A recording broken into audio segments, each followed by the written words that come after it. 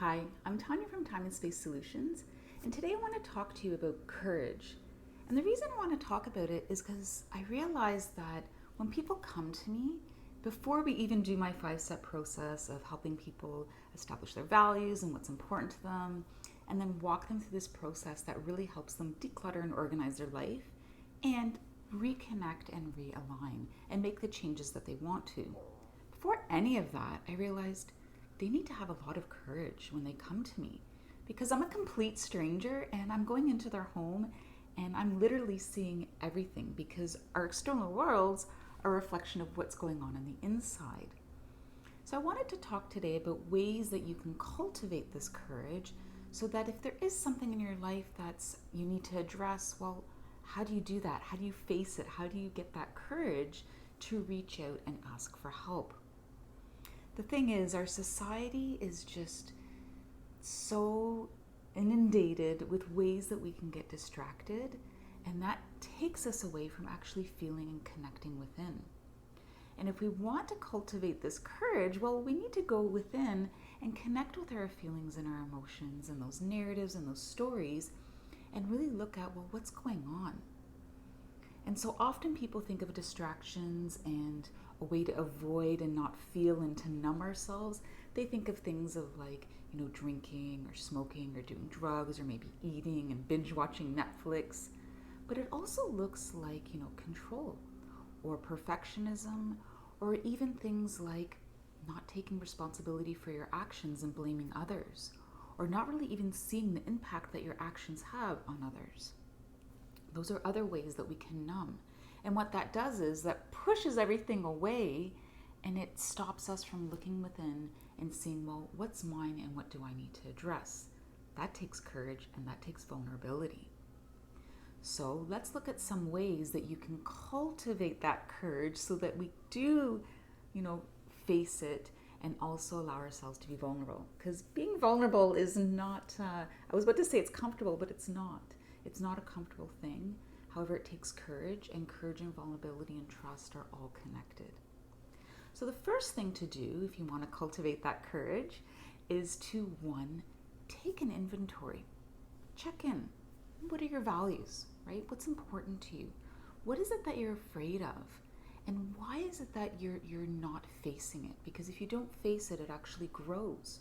If we look at it from an anxiety perspective, if you run away from something that's uncomfortable and your alert is going on and your body's saying danger, danger, danger, and you walk away or you avoid it, the body then and the brain go, oh, great, I'm safe now.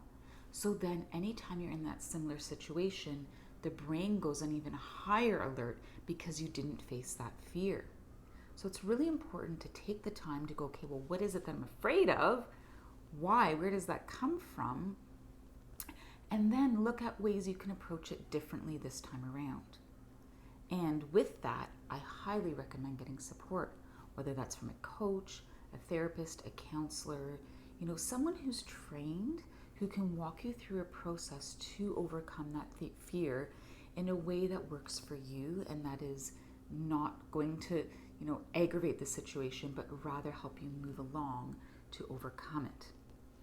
The second thing is let's connect with that fear. So as I mentioned before, if we avoid it, it actually grows. So if we connect with it in our body and just breathe and kind of try to tune out of those stories and those narratives, it will actually dissipate.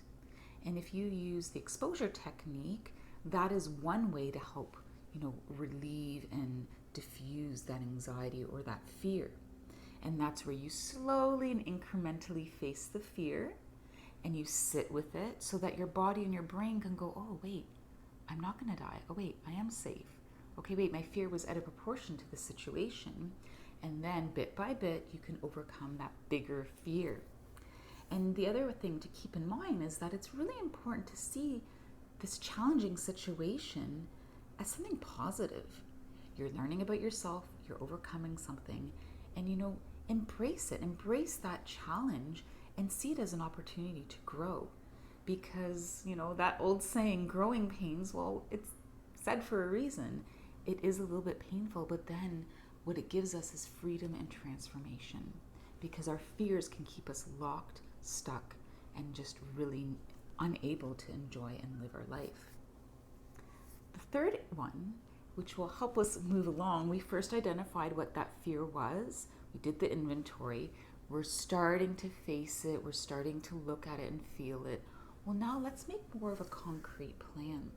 And by doing that, what that means is, well, we've admitted it to ourselves, we've admitted it to someone else, and now we're getting support. And now we're making a plan and we're taking action. And by doing all of that, we're accountable. Because if you're just sitting in your own awareness, in your own mind, well, you're less likely to take action. It doesn't really go anywhere if we're just aware. We need to now move that awareness into action. The fourth thing that you can do to cultivate your, ability to just really face your courage and face your fears is to show up for someone. And I say this because, I've heard it from other people, but it's more from my own experience that we live in such an individualistic society. I didn't grow up with community, and it's something that I've been working on for a long time, trying to connect with community. We are human. We're meant to live in community. We're meant to be there for each other. We're meant to live collectively and collaborate and be creative, not, have this constant conflict and, competition. And so if you're showing up for someone, well, what that does is that allows you to deeper your meaning and your life purpose, and it allows you to be more accountable, and it allows you to show up. So I highly recommend connecting and going, okay, who are the people in my life that if I face this fear, it's really going to enrich my relationships with them. If I face this fear, it's really going to help me be my best so that I can participate in the community that I belong in. So that's another way that we can cultivate courage, is to really cultivate the inspiration and the I don't want to say motivation, but the inspiration and the purpose and the meaning for doing it. The last thing is, well, be vulnerable. As I mentioned in the beginning, if we're not vulnerable, well, can't have courage, because courage really is showing who we are, all of our imperfections, and just really speaking our story from our hearts and really letting people see who we are and our imperfections. And then from that, we create beautiful, deep connections, and we're able to overcome our fears. Because without that vulnerability and that fear of maybe making a mistake, you can't have the courage to then overcome the fear. So I hope this was helpful. Let me know if you try any of them and how you felt about them and if they worked. And remember to like and subscribe to the channel, and feel free to reach out if you have any questions or if you would like to book a clarity call. Thank you. Until next time.